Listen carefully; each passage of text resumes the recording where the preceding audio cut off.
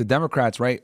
Obviously, race is very important. I mean, it's a big reason why they put Kamala in that position to run, because they were scared that if they put another Democrat in, it would look bad to go over a black woman, right? So they're like, oh, that's going to be death for us, because the Democrats Joy run. Reid even said that outright. Absolutely. Because the Democrats run on race. Why do they run on race? They run on race because it's a game of, oh, look, these rich white Republicans, they're keeping you down, man. Like, we want to go ahead and fill the disparity. That's what it is. They campaign on disparity. You're a Latino, you're a black, you're a minority, etc. They're holding you back. Let me come in and be your voice and get you what you need. That's why people like Kamala Harris say, oh, we're going to go ahead and turn the page, or opportunity economy. What did Obama campaign on? Oh, change, right? So their thing is, we're going to attack these Republicans because they have money and they don't care about you, and they want to give tax cuts to the rich and to the rich people at the top. We're going to help you, and that's why they campaign so hard on identity politics. It's literally like a necessary component of how they campaign. It's all smoke and mirrors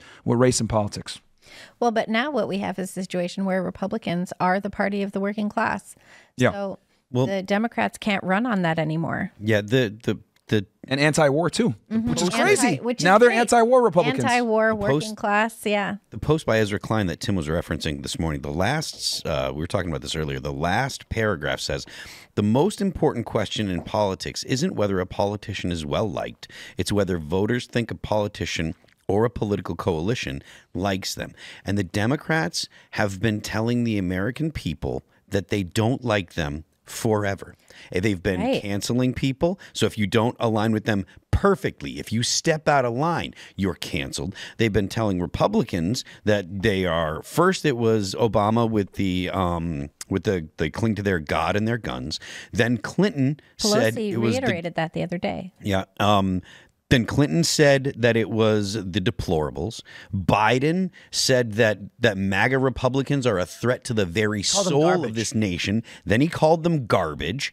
These ideas have been actually ingrained into America now. The Democrats have become the party of the wealthy elite, and they look down on Americans. And Donald Trump made it abundantly clear that even though he's a rich guy, he doesn't hate Americans or America. He did it when he when he went and got in the garbage truck. He did it when he went and he sold, when he was selling McDonald's food. He did it when he bought a boatload of McDonald's and had it in the White House. Yeah. He speaks to the American people and he says, I don't hate you. I know that I got a lot of money. I know that I'm a different kind of guy, but I don't hate you. And the Democrats have been telling Americans that they hate them for at least the past 15 years. Every time they lose an election, they're leaving.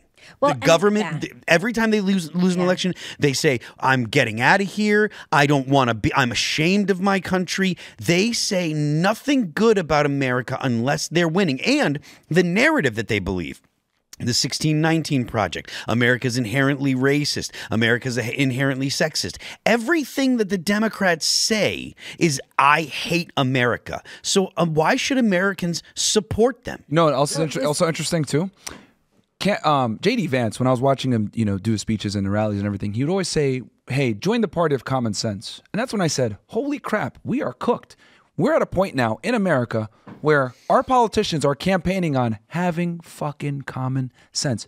How far left have we gone? How loony have we become where you're campaigning on we are the common sense party? That's how far the left has gone, right? Acknowledging all these different genders, wanting to reaffirm children, the LGBT community, all the crap that's going on with that, the foreign wars, right? Like, I mean, for me, I think my biggest voting issue was foreign policy. Clearly, the Democrats couldn't get a hold. They couldn't reel Netanyahu in. They couldn't control what's going on with Russia, Ukraine. I mean, Kamala Harris was in Eastern Europe 2 weeks before Russia invaded. They haven't talked to Putin in 2 years. How are you doing that?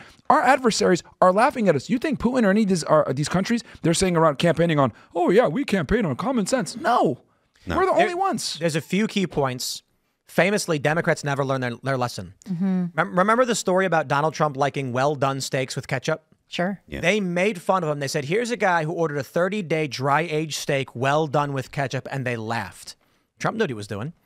He was saying to all the working-class people who couldn't afford the expensive steaks, who go to the grocery store and buy their T-bones, I eat my steak like you do. Trump was basically saying, oh, yeah, I could have a medium rare filet mignon with some black garlic at a fancy restaurant. Truffle oil, All that good stuff. Herb butter. That's the thing that the rich people love. They love their herb butter on their steak. And instead he said, give me well done with ketchup, because that's what the people do. I'll eat like the people today. They made fun of him. They weren't making fun of Trump. They didn't realize it. They were insulting that regular working class guy who got home and said, hey, man, I can't afford a filet mignon for my family. We do our best. Okay, we cook them the way we can cook them. We put ketchup on them because it tastes good, and that's the best we got. Now, I know regular working people know how to cook good steaks too, but when I grew up, we rarely got the good filet mignon because my family couldn't afford it. it's expensive. So when they made fun of Trump, they made fun of what my life was like when I was a kid. Yep. And they made fun of all these other working people. When Donald Trump went to McDonald's with a smile on his face, and Bill Burr said he was so excited. He's like, this is where they do He kept the it. tie on. He took off his jacket. He put on the apron. He kept the tie and the button down. And they made fun of him, and they attacked him for it. And it was legit a fun thing for him to do, to say, I'm going to spend a day in your shoes and be here. And the people who were in the cars, they were all pre-screened. We knew that. And they were like, Trump didn't really work at McDonald's. And it's like, oh, really? Did he not? Are you kidding? Well, we know Kamala Okay. didn't. We know Kamala did The it. joke was, did you think we, the American people, thought Trump went to a random McDonald's, applied for a job, got an interview, got hired, and then showed up for work one day? After 2 assassination attempts.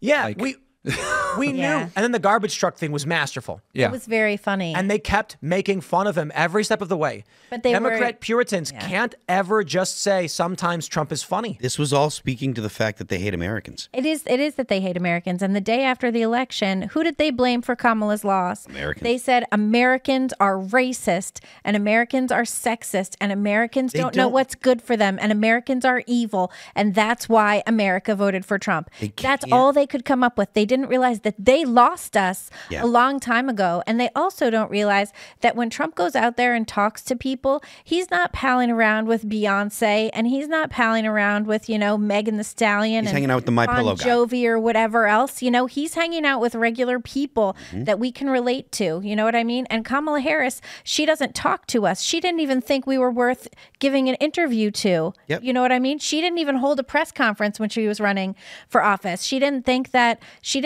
reporters were worth listening to, or the people were worth listening to. And everybody that Donald Trump talks to, he talks to the same. I only met him once and it was in a press gaggle and I didn't get to ask a question. I only got to shake his hand and say nice to meet you, Mr. President. And he looked at me like I was a real person. You know what I mean? Like, I don't think I would have ever gotten something like that from Kamala Harris. Trump, and there's a handful of other guys like Tucker Carlson. These guys know how to make you feel like you're the most important person in the room. And Biden does that. Biden was good at that too. He's a good retail politician. yeah. That I got to It's been say. so long.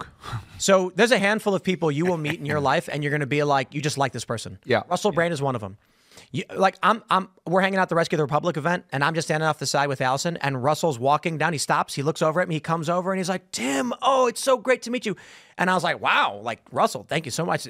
They know how to make you feel good. They make you feel like you matter, and it's greatly appreciated. Trump does that.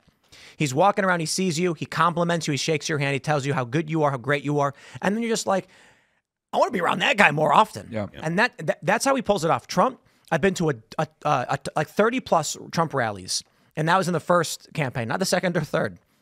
After he speaks, he walks down off the stage and walks up to the front of the line, and he hangs out with people for like 20, 30 minutes. I'm like, this guy's a machine. This is crazy. And he just shakes their hand and he talks to them. And each and every one of those people is sitting there being like, this is one of the greatest days of my life. It's a man that is fighting for me, that I respect. And he, a billionaire, has given me, just some working class guy, the time of day. He respects Americans and he respects that we work and he respects that we try and raise our kids. I mean, Only politician that came in with a higher net worth than left with less money. Every other politician goes in with a certain net worth, they come Right? out with way more money. Look at Nancy Pelosi. He came in and How lost she money. get- Thanks for checking out this clip from Timcast IRL. Make sure to watch the show live Monday through Friday at 8 p.m. Subscribe to this channel, and we will see you all there.